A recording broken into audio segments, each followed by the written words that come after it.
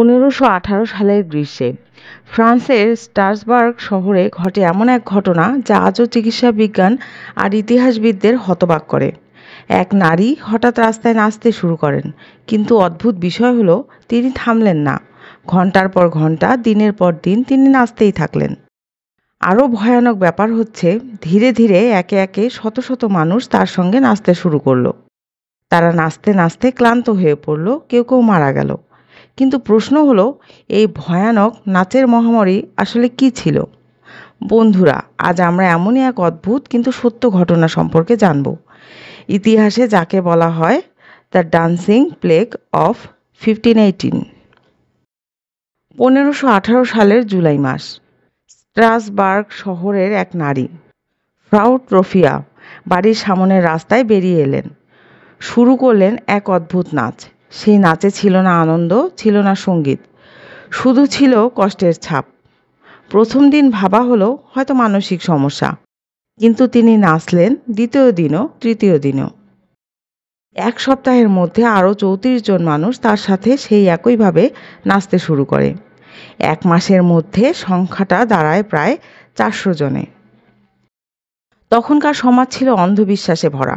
অনেকে ভাবল এটা হয়তো ঈশ্বরের অভিশাপ, কারো ধারণা এটি ছিল কোনো অপদেবতার আসর। কিন্তু তখনকার চিকিৎসকরা বলল, না, এটা রক্তের উত্তাপের কারণে হয়েছে। তাই কি করা হলো জানেন? তাদের বিশ্রাম না দিয়ে আরও বেশি নাচতে উৎসাহিত করা হলো। শহরের মাঝে বানানো হলো মঞ্চ, ডাকা হলো বাদ্যযন্ত্র বাজানোর লোক। ফলাফল, মানুষ নাচতে নাচতে অজ্ঞান হয়ে যাচ্ছে, হার্ট অ্যাটাকে মারা যাচ্ছে, পেশি ছিঁড়ে যাচ্ছে, চোখের সামনে মানুষগুলো ভেঙে পড়ছে। তবুও তাদের থামানো হয়নি। তবে ইতিহাসবিদরা আজ যেসব থিওরি দেন তার মধ্যে দুটি বেশি আলোচিত। প্রথমত, এটি হতে পারে এরগট পয়জনিং। এরগট এক ধরনের ছত্রাক যা রাই নামের এক ধরনের শস্যে জন্মায়।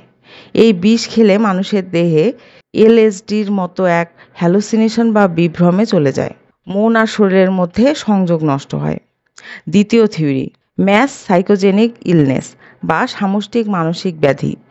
এক ধরনের মানসিক ট্রমা, ভয় ও চাপ যা একের পর এক মানুষের মধ্যে ছড়িয়ে পড়ে, বিশেষ করে মধ্যযুগের দুঃসময়ে, যেখানে মৃত্যু, দারিদ্র্য ও অনিশ্চয়তা ছিল নিত্যসঙ্গী। কিন্তু চূড়ান্ত উত্তর আজও মেলেনি, কারণ সে সময়ের ঘটনাগুলো নথিভুক্ত ছিল হাতে লেখা বইয়ে, যার অনেকটাই হারিয়ে গেছে। তবে একটা ব্যাপার নিশ্চিত, এটি ছিল এমন এক ঘটনা যা ইতিহাসে আর কখনো ঘটেনি এই মাত্রায়। মানুষ কি আসলে নিজের মনকে পুরোপুরি নিয়ন্ত্রণ করতে পারে? কিংবা সমাজে ভয়ের পরিবেশ কতটা গভীরভাবে আমাদের আচরণকে বদলে দিতে পারে?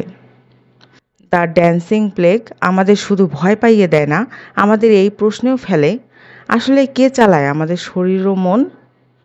এই ভিডিও ভালো লাগলে অবশ্যই শেয়ার করুন, কারণ এমন অজানা ইতিহাস অনেকেই জানেন না।